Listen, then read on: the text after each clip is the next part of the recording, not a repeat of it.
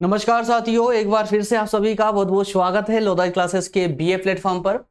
समष्टि अर्थशास्त्र macro economy के सेशन को आज फिर से कंटिन्यू करते हुए दोस्तों नए सेशन पर बात करेंगे, एक नए टॉपिक पर चर्चा करेंगे दोस्तों, जिसका नाम है गुणक सिद्धांत। जी हां दोस्तों, गुणक सिद्धांत को जानेंगे, किसने ये सिद्धांत दिया था और उस सिद्धांत का इस्तेमाल किस प्रकार से कीन्स साहब ने विनियोग गुणक के सिद्धांत के रूप में उसका इस्तेमाल किया।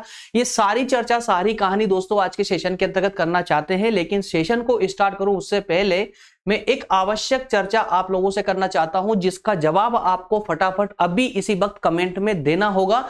दोस्तों डिस्कशन ये है इस बात का कि अभी फिलहाल हमारा जो सेशन चल रहा है बीए सेकेंड ईयर के अंतर्गत समष्टि अर्थशास्त्र पर ही चल रहा है। इसके अलावा एक सोशियोलॉजी का सेशन अलग से चल रहा है, लेकिन अभी कुछ रीजन से सोशियोलॉजी के सेशन को वहीं पर रोकने का चल रहा है।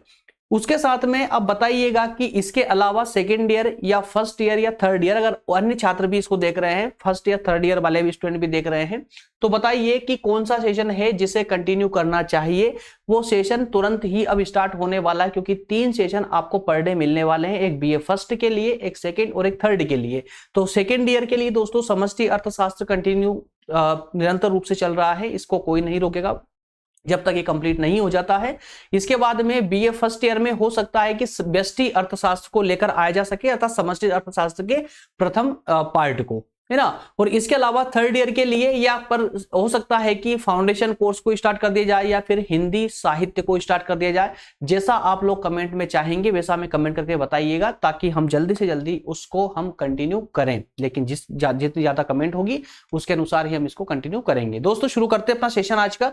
सेशन से आज के टॉपिक से संबंधित एक प्रश्न है, इसको एक बार देख लीजिएगा आप लोग, ठीक है ना। चलिए पढ़ के बता देता हूं मैं यही। कीन्स के गुणक सिद्धांत की व्याख्या। सिंपल सा क्वेश्चन है यार, देखिए इसमें कोई घुमाव नहीं है।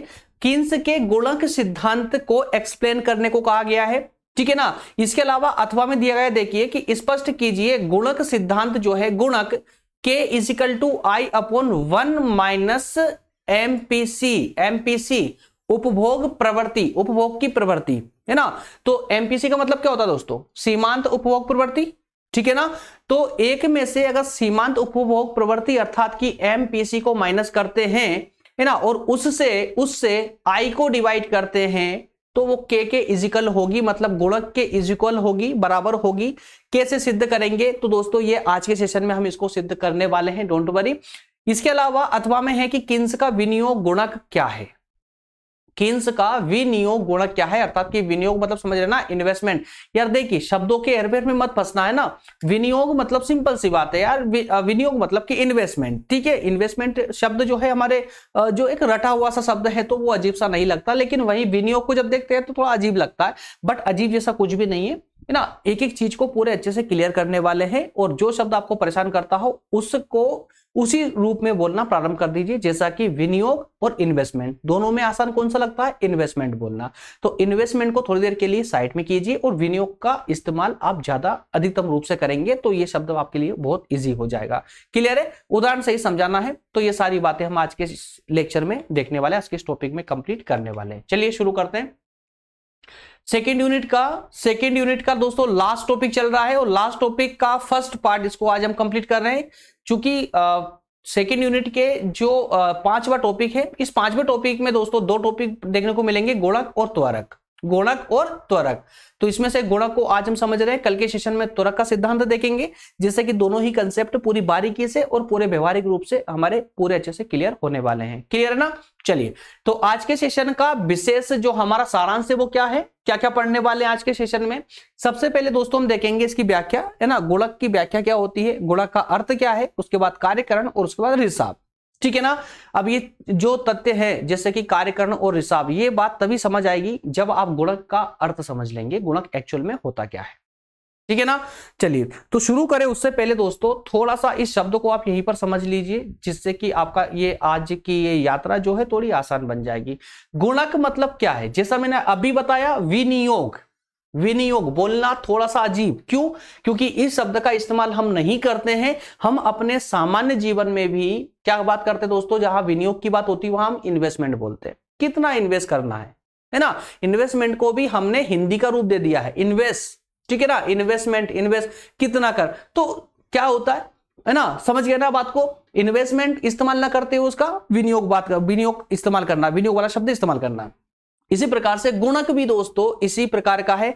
आपने एक शब्द सुना होगा मल्टीप्लायर, क्या सुना होगा, मल्टीप्लायर, मल्टीप्लायर। यार एक शब्द होता है ना, मैथ्स तो आपने सभी ने पढ़ा 10th तक, ये क्या काय का निशान है, काय का साइन है, ये मल्टीप्लिकेशन का है ना, जिसको हिंदी में क्या बोलते हैं, उसको गुणा, क्या बोलते हैं हिंदी में इसको, मल्टीप्लिकेशन के साइन को हम हिंदी में क्या बोलते हैं दोस्तों, गुणा, ठीक है ना, गुणा बोलते हैं।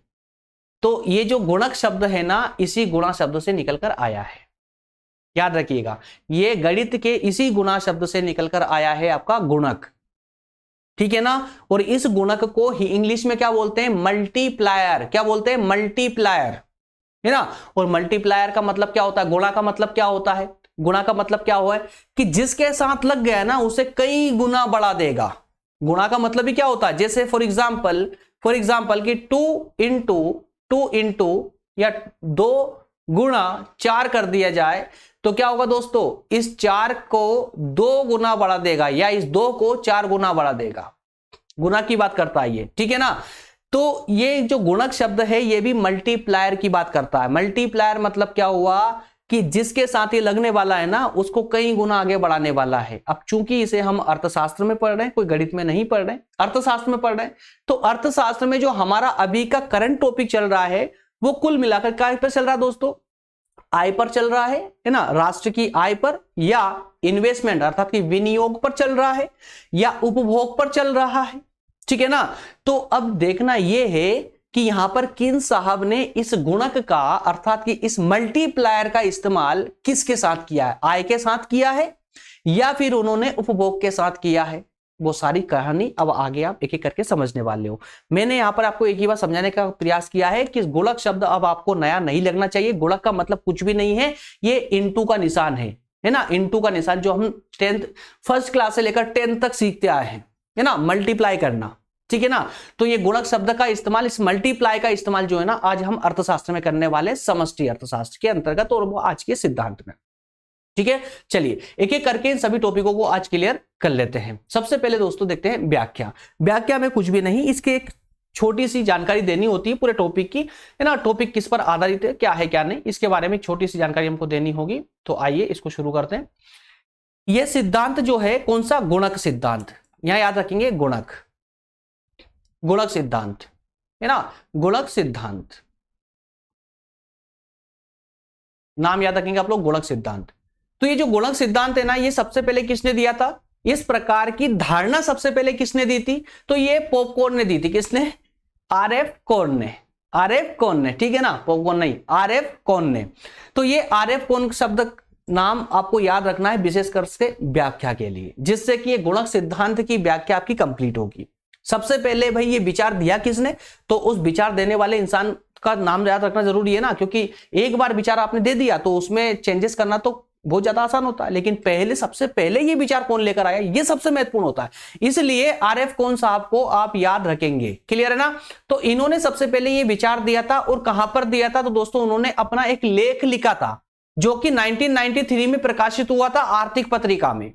और लेख का नाम क्या था, याद रख लीजिएगा, रट लेना, स्वदेशी विनियोग का बेरोजगारी के प्रति संबंध। क्या लिखा हुआ है, स्वदेशी विनियोग का, स्वदेशी अपने ही देश का जो इन्वेस्टमेंट है ना उसका बेरोजगारी के साथ में क्या संबंध है, इस प्रकार का एक लेख था। तो स्वदेशी विनियोग का बेरोजगारी के प्रति संबंध, इस लेख को उन्होंने आर्थिक पत्रिका में छपवाया था 1993 में, 1993 में, ठीक है ना।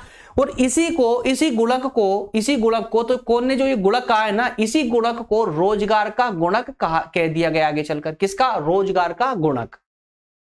यहां तक का क्लियर हुआ है ना। अब इस रोजगार के गुणक को उठाया किसने, किन साहब ने, और उसमें फेरबदल किया, कुछ चेंजेस किया, चेंजेस करके इन्होंने एक नया सिद्धांत दे मारा। ये रोजगार के गुणक को इन्होंने नाम बदल के और विनियोग का गुणक कर दिया। क्या कर दिया, विनियोग का गुणक। और आज हम पढ़ने वाले हैं किन्स के विनियोग गुणक को ही, ठीक है ना, इन्वेस्टमेंट के मल्टीप्लिकेशन को। इसका शुद्ध मतलब क्या हुआ, इन्वेस्टमेंट, विनियोग फॉर इन्वेस्टमेंट, ठीक है ना, इन्वेस्टमेंट के किसको, मल्टीप्लिकेशन को। इन्वेस्टमेंट, जो इन्वेस्टमेंट होता है वो के से आय का मल्टीप्लिकेशन कर देता है।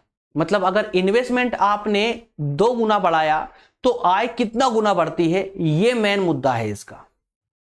ठीक है ना यहां तक का। आइए अब शुरू करते हैं, अब आगे की कहानी आप समझते हैं।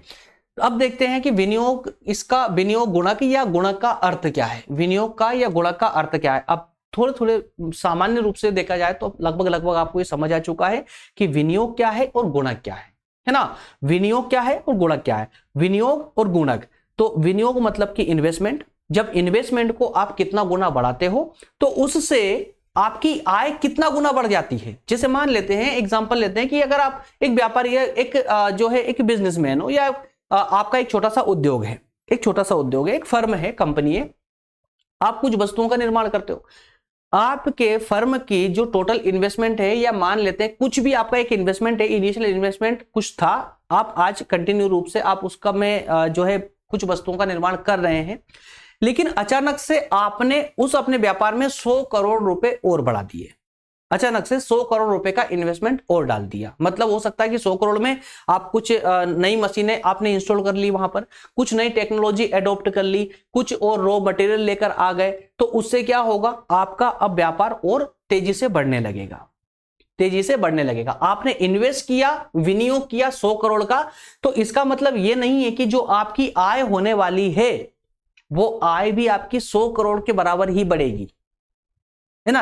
ऐसा नहीं है। अगर आपने इन्वेस्टमेंट 100 करोड़ रुपए किए हैं तो आपकी आय उससे कई गुना ज्यादा बढ़ जाएगी, कई गुना बढ़ेगी। ऐसा नहीं कि 100 करोड़ बढ़ेगी, बल्कि उससे कई गुना बढ़ेगी, है ना। तो इसी रिलेशन को, विनियोग में कितनी वृद्धि हुई तो आय में कितनी वृद्धि हुई, इसी रिलेशन को इस गुणक के माध्यम से समझाया जा रहा है, जो कि अब यहां पर समझ आ गया। देखिए क्या लिखा हुआ है कि गुणक का विचार विनियोग में परिवर्तन के कारण आय में होने वाले परिवर्तन के बीच संबंध को बता देगा। देखिए इसमें क्या चेंजेस है, जो मैंने अभी आपको बताया है सेम टू सेम। भाई देखिए, विनियोग में मतलब इन्वेस्टमेंट में परिवर्तन के कारण, इन्वेस्टमेंट पहले आपका 500 करोड़ था, उस 500 करोड़ में 100 करोड़ रुपए आपने और बढ़ा दिए, तो उस 100 करोड़ को बढ़ाने के कारण उस आय में, उस फर्म की आय में जो परिवर्तन आया है ना, उसी के संबंध को बताता है ये गुणक। क्लियर है। आगे बढ़ते हैं। दूसरे शब्दों में यदि उपभोग की प्रवृत्ति दी हो, अब देखिए यहां पर एक बात इसको बहुत ज्यादा इफेक्ट करेगी, कौन सी, उपभोग की प्रवृत्ति। उपभोग की प्रवृत्ति याद रखिएगा, उपभोग की प्रवृत्ति, है ना। आगे और एक्सप्लेन करने वाला हूं अच्छे से, है ना। तो दूसरे शब्दों में यदि उपभोग की प्रवृत्ति दी हो तो गुणक विनियोग की दर और कुल आय एवं रोजगार के बीच स्पष्ट संबंध को बताएगी। समझिएगा वापस से, उपभोग की प्रवृत्ति स्पष्ट रूप से दी हुई होना चाहिए, स्थायी रूप से। अगर ये दी हुई है तो ये जिस गुणक की हम चर्चा कर रहे हैं, ये गुणक विनियोग मतलब इन्वेस्टमेंट की रेट, है ना, और कुल आय और रोजगार, इन तीनों के बीच में क्या संबंध है, कैसा रिलेशन है, ये स्पष्ट रूप से बताता है। चलिए इस कहानी को और आगे करते हैं। अब आते हैं हम किन्स के इस सिद्धांत पर। किन्स के सिद्धांत में कुल विनियोग को हम क्या कहते हैं दोस्तों, कुल विनियोग की मात्रा में वृद्धि होती है। देखिए यहां पर यदि हमको ये जो है गुणक का जो सिद्धांत है, विनियोग का सिद्धांत, ये हमको बताता है कि कुल विनियोग की मात्रा में वृद्धि होती है, तब इस वृद्धि के परिणाम स्वरूप कुल आय में वृद्धि होती है। ठीक है ना भाई, विनियोग में वृद्धि होती है तो कुल आय में वृद्धि होती है। जो कुल विनियोग वृद्धि की के गुना होती है, क्या होती है, के गुना होती है। ये के किसका साइन है, के किसका साइन है, उस मल्टीप्लिकेशन का साइन है या गुणक का साइन है, गुणक का साइन है। आपने इन्वेस्टमेंट जो आपका इन्वेस्टमेंट था, विनियोग था, उसमें हो सकता है आपने 5% की वृद्धि की, 5% की वृद्धि की, तो आपकी आय में हो सकता है 20% की वृद्धि हो गई हो, है ना। तो 5% और 20%, तो कितना, इस 5% और 20% में कितना डिफरेंस है, इसको बताने का काम कौन करेगा, ये के करेगा, मतलब गुणक करेगा। तो गुणक के किसका साइन है, गुणक का, याद रखिएगा, मल्टीप्लिकेशन का। मैथ्स में हम गुणक के लिए क्या इस्तेमाल करते हैं दोस्तों, ये मल्टीप्लाई का साइन इस्तेमाल करते हैं, लेकिन इकोनॉमी में हम इस एक्स का, इस मल्टीप्लाई का साइन का इस्तेमाल नहीं कर रहे, बल्कि का इस्तेमाल कर रहे दोस्तों, यहां पर के का इस्तेमाल कर रहे हैं। याद रखिएगा, के का इस्तेमाल कर रहे हैं ना, के मतलब कि कुछ ना कुछ घपला है इस बीच में, मतलब मल्टीप्लिकेशन है, विनियोग में और आय में मल्टीप्लिकेशन का संबंध है। ठीक है ना। आइए अब इन साइनों को थोड़ा समझ लेते हैं। उदाहरण दिया गया है, उदाहरण देख लीजिए, यहां पर अर्थ आपका स्पष्ट हो जाएगा। माना अर्थव्यवस्था में या किसी अर्थव्यवस्था में किसी समय पर कुल विनियोग 100 करोड़ रुपए, 100 रुपए माफ करना, 100 करोड़ों में है या 100 रुपए, चलो 100 रुपए मान लेते हैं। विनियोग 100 रुपए बढ़ जाता है। किसी अर्थव्यवस्था में विनियोग मतलब कि इन्वेस्टमेंट 100 रुपए बढ़ा दिया, तो अर्थव्यवस्था में कुल आय विनियोग में वृद्धि के बराबर नहीं बढ़ेगी। क्या कहा, जितना आपने इन्वेस्टमेंट बढ़ाया है आपकी आय भी उतनी उसके मतलब इन्वेस्टमेंट की वृद्धि के बराबर नहीं बढ़ने वाली है, बल्कि आय जो है आपके इन्वेस्टमेंट के कुछ गुना बढ़ जाएगी। ठीक है ना। यदि कुल आय में वृद्धि, जैसे मान लेते हैं कि कुल आय में आपने इन्वेस्टमेंट कितना किया था, कितना बढ़ाया था, विनियोग में 100 रुपए बढ़ाए थे, 100 रुपए बढ़ाए थे, और आपकी आय में मान लेते हैं कि 400 रुपए बढ़ गए, 400 रुपए बढ़ गए। विनियोग 100 रुपए बढ़ाया, आय बढ़ गई 400 रुपए से। तो इसका मतलब क्या हुआ कि जो के क्या है, के क्या है, के इज इक्वल टू 4, मतलब कि आपकी जो आय बढ़ी है ना वो 4 गुना बढ़ी है। ठीक है ना। आपने इधर इन्वेस्टमेंट में कितना बढ़ाया था दोस्तों, 100 रुपए, इन्वेस्टमेंट में आपने 100 रुपए बढ़ाए। ठीक है ना। इससे आपकी जो इनकम है वो कितनी बढ़ गई, 400 बढ़ चुकी है। मतलब कितने गुना बढ़ चुकी है, 4 गुना बढ़ चुकी है। तो के क्या हो जाएगा, के ही तो 4 हो जाएगा। ठीक है ना। के इज इक्वल टू 4, क्लियर है। 4 गुना बढ़ी है, मतलब कि के किसको दर्शा रहा है, 4 को दर्शा रहा है। ठीक है। तो यहां गोलक या गोलक का अंक जो है वो क्या है, 4 है। तो 4 इज इक्वल टू के इज इक्वल टू 4। ये क्लियर है यहां तक का। चलिए अब आगे कहानी को समझते हैं। यदि कुल विनियोग में वृद्धि को, अब यहां पर साइन को समझ लीजिए, साइन को याद कर लीजिए, साइन बहुत महत्व रखेंगे आपके लिए। देखिए यहां विनियोग में जो वृद्धि है उसको हम आय से दर्शा रहे हैं। कैसे, आय से। याद रखिएगा, विनियोग को नहीं, किसको, विनियोग में जो वृद्धि हुई है उसको। विनियोग यार कोई एक फर्म है चल रही है, उसमें विनियोग तो काफी लंबे समय से किया जा रहा है। इस साल हमने 100 करोड़ रुपए डाल दिए, तो 100 करोड़ को डालने से जो वृद्धि हुई ना, उस वृद्धि को हम क्या बोल रहे हैं, आय बोल रहे हैं।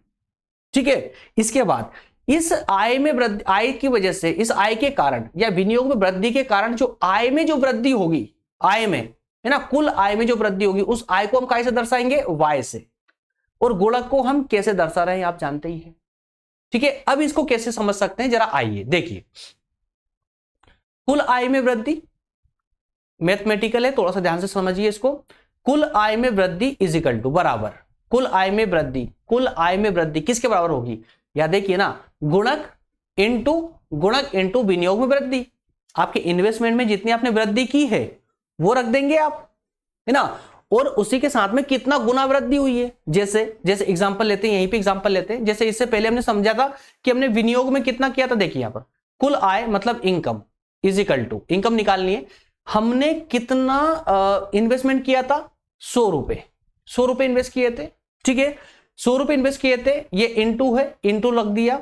अब ये गुणक मतलब कि के। अब हमने आगे देखा था कि इस इनकम में कितना फायदा हुआ था, 400 से वृद्धि हुई थी, 400 की वृद्धि हुई थी, है ना।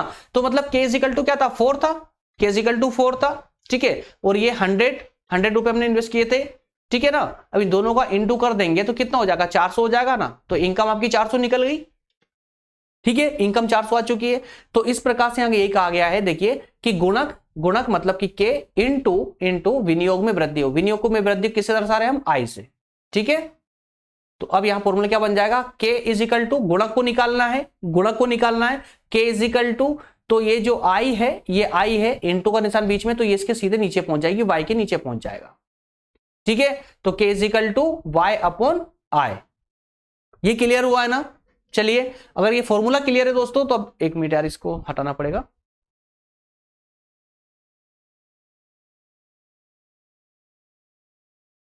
ठीक है, ध्यान से समझते चलना, जरा सी चूक आपको ये समझने में दुविधा डाल सकती है, बाधा बन सकती है, याद रखिएगा। तो इस प्रकार ही कहा जा सकता है कि किन्स का जो गुणक आय में परिवर्तन या वृद्धि वाय तथा विनियोग में परिवर्तन या वृद्धि के अनुपात को व्यक्त करता है। सिंपल सी कहानी है कि जो ये के है, देखिए अब ये जो के है मतलब कि गुणक क्या दर्शा रहा है, ये दर्शा रहा है, ऊपर क्या बता रहा है दोस्तों, कुल आय में वृद्धि, और नीचे क्या दर्शा रहा है, कुल विनियोग में वृद्धि। तो ये जो के है ना, ये वाय और आय का रेशो बताता है, अनुपात बताता है, वाई फॉर आय और आई फॉर इन्वेस्टमेंट। तो इन आय का और विनियोग का क्या दिखा रहा है दोस्तों, ये रेशो दिखा रहा है, ये रेशो दिखा रहा है ना, अनुपात दिखा रहा है, किस अनुपात में है। तो अगर हम फॉर्मूले को देखें तो हमारा जो इन्वेस्टमेंट था वो कितना था दोस्तों, देखिए इन्वेस्टमेंट 1 कितना था, हम इसे कह सकते हैं आय कितनी हो गई थी, 4 गुना हुई थी, है ना, और आय कितनी थी, यहां पर 1 थी। तो कितना अनुपात बना, 4:1। इसको हम ऐसे भी लिखते हैं 4:1, इसे भी लिखते हैं इसको, ठीक है ना। चलिए अब आगे बढ़ते हैं, अब आगे समझते हैं कि इसका कार्यकरण क्या होता है, ये कार्य कैसे करता है, जो गुणक है, जो के है, ये कार्य कैसे करता है। दोस्तों समझ तो आ रहा है ना, सब सर के ऊपर से नहीं जाना चाहिए, याद रखिएगा। सर के ऊपर, हालांकि सेशन अभी कंप्लीट नहीं हुआ है, कंप्लीट होते होते 100% प्रत्येक चीज, इसका प्रत्येक पहलू आपको समझ आने वाला है, ये टेंशन मत लीजिए। बस अभी तक का समझ आया ना इतना डाटा, है ना, और याद रटने की जरूरत नहीं है, बिल्कुल भी रटने की, भले ही होगी इकोनॉमी, कोई जरूरत नहीं रटने की।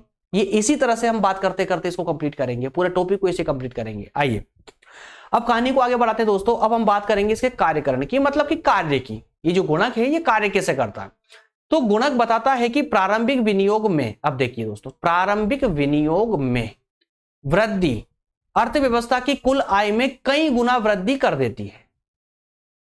जो आपने विनियोग मतलब इन्वेस्टमेंट में जो वृद्धि की है ना, वो वृद्धि आपकी आय में मतलब इनकम में कई गुना वृद्धि कर देगी। अब देखिए गुणक की प्रक्रिया को एक उदाहरण के द्वारा भी हम समझ सकते हैं। उदाहरण लीजिए, चलो उदाहरण लेते हैं। मान लीजिए एक अर्थव्यवस्था में सीमांत उपभोग प्रवृत्ति, क्या बोलते हैं इसको, आप लास्ट पिछले टॉपिकों में, पिछले लेक्चरों में पढ़ चुके हैं, अच्छे से समझ चुके हैं। एमएनसी माफ कीजिएगा, एमपीसी क्या होती है ना, सीमांत उपभोग प्रवृत्ति क्या होती है, बहुत अच्छे से आप समझ चुके हैं इसको। तो मान लेते हैं कि किसी एक अर्थव्यवस्था में जो एमपीसी है ये कितनी है, 50% है, 50% है, ठीक है ना, 50% है। अब प्रारंभिक विनियोग में 100 करोड़ रुपए की वृद्धि हो जाती है, कितनी, 100 करोड़ की वृद्धि हो जाती है।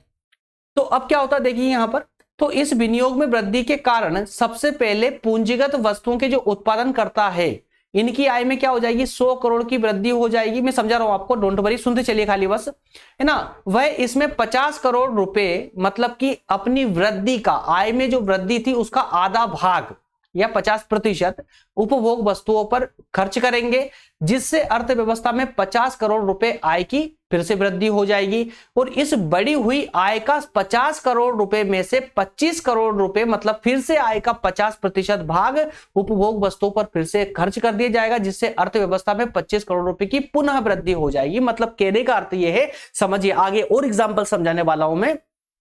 सबसे पहले आपकी एक फर्म है, आपने 100 करोड़ रुपए का इन्वेस्टमेंट कर दिया, इनिशियल इन्वेस्टमेंट कर दिया, कितना, 100 करोड़ रुपए का। अब क्या होगा कि अगले साल ही जो आपकी आय होती है, देखिए इन्वेस्टमेंट 100 करोड़ किया तो आपकी जो अर्थव्यवस्था थी उसमें कितनी वृद्धि हो गई, 100 करोड़ की वृद्धि हो गई।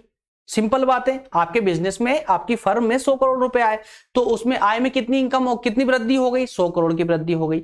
अब क्या करेंगे, अगले साल आपने पूरे साल व्यापार किया, व्यापार करने के बाद में जो 100 करोड़ रुपए की आपकी वृद्धि हुई है, उस वृद्धि में से आपने 50 करोड़ रुपए निकाल करके सेविंग में डाल दिए और 50 करोड़ रुपए निकाल करके फिर से आपने अपनी फर्म में लगा दिए, वापस से फर्म में लगा दिए। मतलब क्या हुआ, कुछ मशीनें ले ली, कुछ रॉ मटेरियल ले लिए, कुछ मजदूर खरीद लिए, माफ कीजिएगा मजदूर खरीदे नहीं जाते, मतलब और ज्यादा मजदूर अपने बढ़ा लिए, है ना। इस प्रकार से आपने फिर से 50 करोड़ का फिर इन्वेस्टमेंट कर दिया आपने उसमें।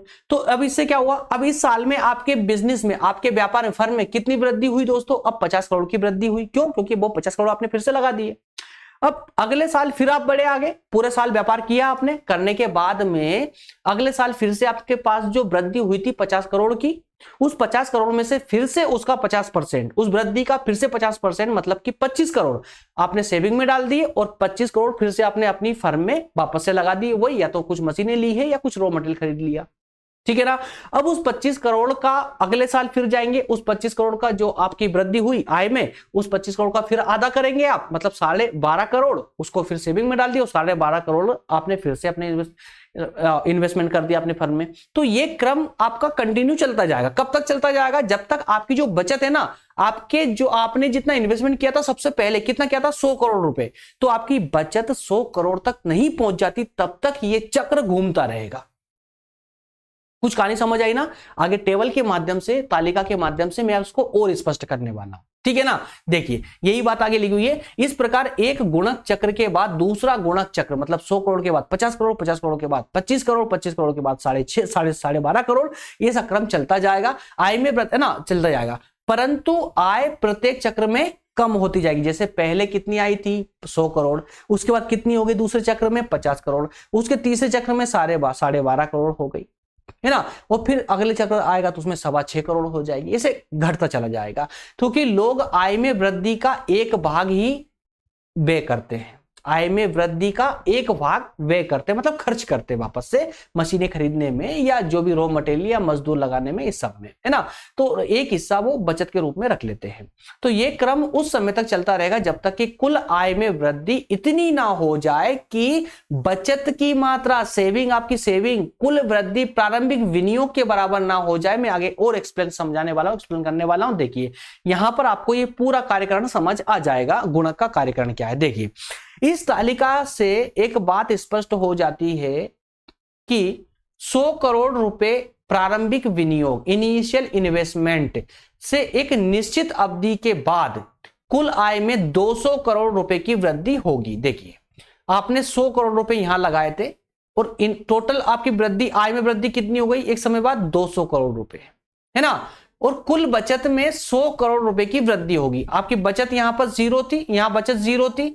आपकी 100 करोड़ रुपए के इन्वेस्टमेंट से बचत कितनी हो जाती है आपकी? ये देखिए 100 करोड़ रुपए बचत हो चुकी है अंत में जाकर के, तो प्रारंभिक विनियोग के बराबर है, ठीक है ना? तो ये गुणक विपरीत या उल्टी दिशा में भी हो सकता है। आप सिंपल सी बात, ये जिस गुणक को हम सकारात्मक रूप से पढ़ रहे हैं, यही प्रक्रिया नकारात्मक अर्थात कि उल्टे क्रम में भी चल सकती है, उल्टे क्रम में भी चल सकती है। अगर आपने इन्वेस्टमेंट नहीं किया तो आपका जो आय में जो कई गुना वृद्धि हो रही ना भी इन्वेस्टमेंट करने से, तो वो कई गुना कमी भी हो सकती है, लॉस में भी जा सकती है। तो यही जो ग्राफ है ना, ये पूरा उल्टा हो जाएगा, विपरीत दिशा में ये पूरा उल्टा हो जाएगा, ठीक है ना? आइए अब इसको एक एक करके समझते। देखिए यहां पर डेटा पर फोकस कीजिए, थोड़ा सा ध्यान दीजिए, डेटा पर थोड़ा सा ध्यान देंगे। ये टेबल को थोड़ा समझ लेते हैं। देखिए सबसे पहले आपने क्या किया? सबसे पहले पहले वर्ष में या पहले चक्र में, जो पहला चक्र चला आपका, है ना, इसमें आपने 100 करोड़ रुपए डाल दिए अपनी फर्म में। 100 करोड़ डालने से क्या हुआ? आपका जो बैलेंस था ना, एकदम 100 करोड़ रुपए से बढ़ गया। क्लियर है? 100 करोड़ बढ़ने से अब क्या हुआ कि इस वर्ष में, इस चक्र में आपने 50 करोड़ रुपए आपने फिर से उपभोग कर लिए, मतलब कि अपनी फर्म के लिए कुछ मशीनें खरीद ली, कुछ रॉ मटेरियल वगैरह ये सब सामान खरीद लिया आपने और फिर से इन्वेस्टमेंट कर दिया, ठीक है? और बाकी के 50 करोड़ रुपए आपने सेविंग कर ली, ठीक है ना? अब अगला चक्र आता है। अगले चक्र में क्या किया? इस अगले चक्र में ये 50 करोड़ रुपए जो यहां पर आपने खर्च किए थे, ये 50 करोड़ रुपए आपकी आय में फिर से जुड़ चुके हैं।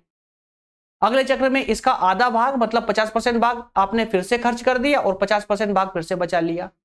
फिर से ये 25 करोड़ रुपए जो आया था, ये 25 करोड़ फिर इन्वेस्ट हो जाते हैं वापस से अगले साल, अगले वर्ष।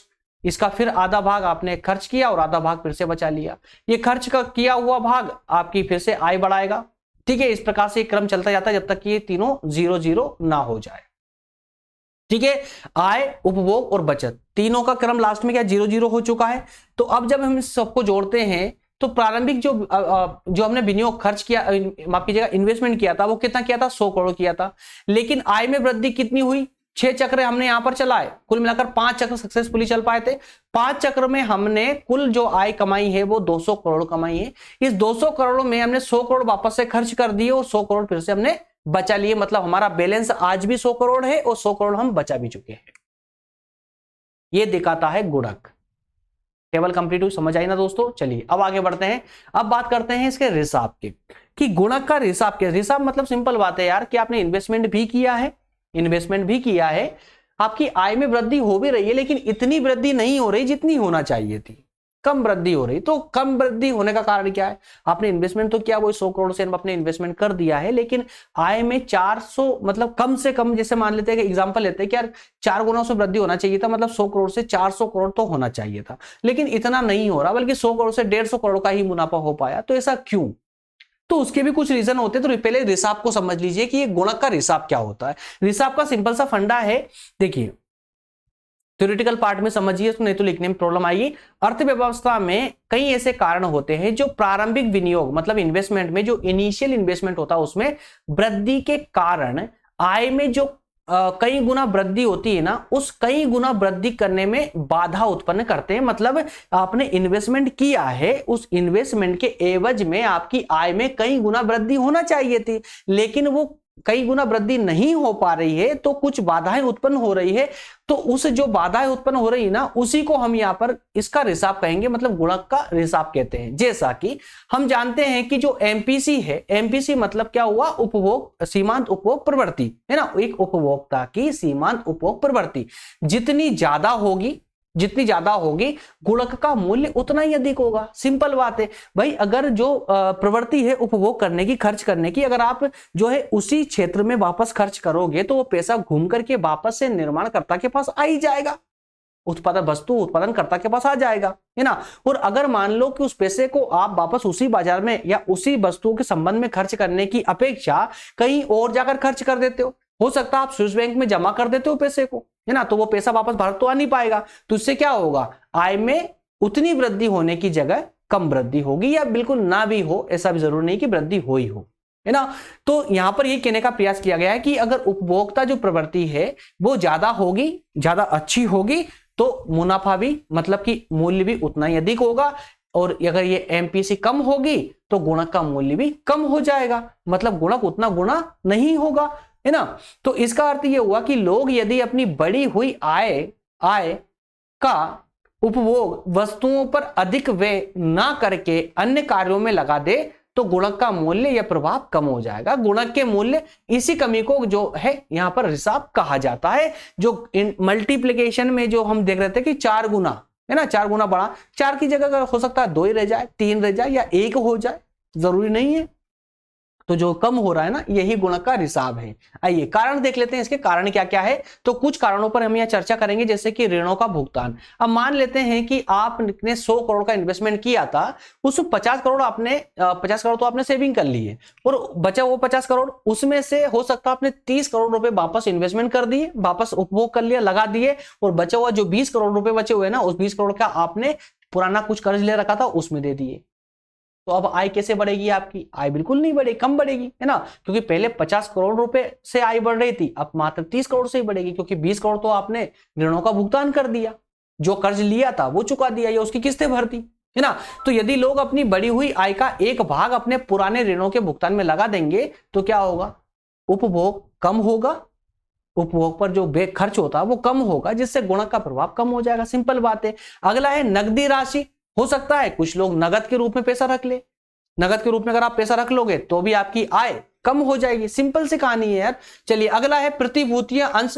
शेयर मार्केट में आप जो है शेयर परचेस कर लेते हैं, वहां से आपने उसी पैसे को उसी वस्तु में लगाने की अपेक्षा जितना लगाना चाहिए था उतना लगाने की जगह उसमें से भी कुछ हिस्सा आपने शेयर मार्केट से कुछ शेयर खरीद के रख लिए, तो भी आपकी आय कम होगी, एग्जैक्टली कम होगी ना। तो ये रिसाव ही तो है, ये गुणक का रिसाव है।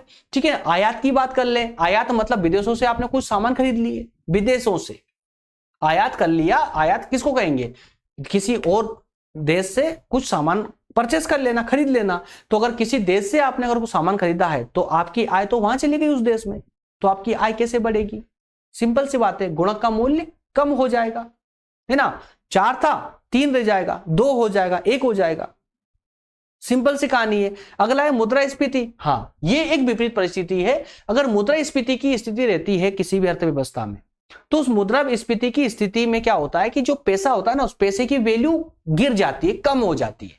तो ऐसे में पैसे की वैल्यू कम होने से आपको पैसा दिखेगा उतना ही आय के अंदर, लेकिन उसका जो वैल्यू होगी ना, वो वैल्यू कम हो जाएगी, गिर जाएगी। उसके कारण क्या होगा? वस्तुओं की कीमतें आसमान को छूने लगेगी और आपका पैसे का मूल्य गिर जाएगा।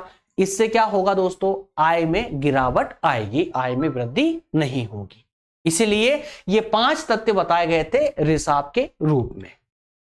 क्लियर है? तो इस प्रकार से दोस्तों हमारा आज का ये गुणक वाला मल्टीप्लायर वाला सेशन होता है कंप्लीट। बताइएगा मुझे कमेंट करके, अगर कहीं पर कोई डाउट हो तो मुझे जरूर बताइएगा। बिल्कुल संकोच ना किया करें ना, भले आप फ्री क्लासेस ले रहे हैं यूट्यूब पर, अगर डाउट जा रहा है ना तो भी आप मुझे निसंकोच इस प्रकार से बताइए कि आप पेड क्लासेस में पढ़ रहे हो, कोई प्रॉब्लम नहीं है दोस्तों। यहाँ पर हम पेड भी पढ़ाते हैं, फ्री पढ़ाते हैं, लेकिन पेड हम ओनली ऑफलाइन क्लासेस ही लेते हैं। लेकिन ऑनलाइन क्लासेस में आपको यहाँ यूट्यूब पर फ्री ऑफ कॉस्ट मिल रही है। इसका मतलब ये मत समझिए कि बस हम आए और चले गए। आप एक बार प्लेलिस्ट में जाकर के देखिए, आपको सभी सब्जेक्ट हम यहाँ पर पढ़ा रहे हैं और इसी प्रकार विस्तार से पढ़ा रहे हैं, टॉपिक वाइज टॉपिक पढ़ा रहे हैं। किसी भी सब्जेक्ट को ले लीजिए आप, सारे सब्जेक्ट आपको हमारे यहाँ पर मिलने वाले हैं, ठीक है ना। तो अगर कोई टॉपिक समझ नहीं आता, कहीं डाउट होना, तो बिल्कुल कमेंट कर सकते हैं आप हमको, अपने डाउट हमारे साथ शेयर कर सकते हैं। मिलेंगे अगले सेशन में दोस्तों, और अगला सेशन होगा इसी का अगला पार्ट होगा, दूसरा पक्ष होगा, जिस पर हम बात करेंगे एक्सीलरेटर पर, है ना। एक्सीलरेटर पर हम चर्चा करेंगे, मतलब कि त्वरक के सिद्धांत पर चर्चा करेंगे। जैसे कि आज हमने गुणक का सिद्धांत समझा, ऐसे त्वरक का सिद्धांत नेक्स्ट देखने वाले, कल देखने वाले। ओके दोस्तों, तब तक मिलेंगे नेक्स्ट सेशन में। तब तक आप सभी का बहुत धन्यवाद, थैंक यू।